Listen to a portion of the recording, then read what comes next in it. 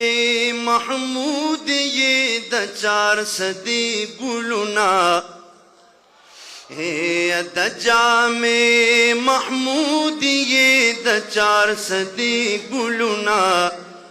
قاریان حفاظ د تجوید د ناظری گلنا قاریان حفاظ او د تجوید ناظری گلنا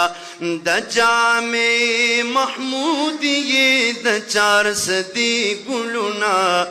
قاریان حفاظ او د تجوید د ناظری گلنا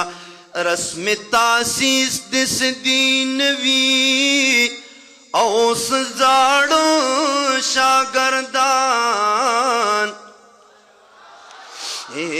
رسم تاسیس دس دین وی او سزاڑو شاگردان نن یہ جو لے کے راغن کڑی دی خیستا شاگردان نن یہ جو لے کے راغن کڑی دی خیستا شاگردان د جامع محمودیہ دی پرور د شاگردان زمونږ دا نننی د قدیم طلبه کرام و فضلاء و اجتماع تقریبا 1982 نومبر په میاشت کې د جامع محمودیه تورنګزی بنیاد زمونږ والد صاحب پیر و مرشد پیر طریقت رهبر شریعت حضرت مولانا مسعود الرحمن درانی صاحب د حضرت مفتی محمود صاحب رحمت الله علیه د نوم او د هغې د نسبت په بنیاد باندې جامع محمودیه ایښې دی. الحمدلله د اشنغر په خوره باندې دا ډیره قدیمه مدرسه ده او هغه عظیمه ادارو کې دا شامله ده چې د تعلیمي سرګرمۍ د دې چې کوم دینی تعلیمي سرګرمۍ دي قرآن کریم احادیث فقه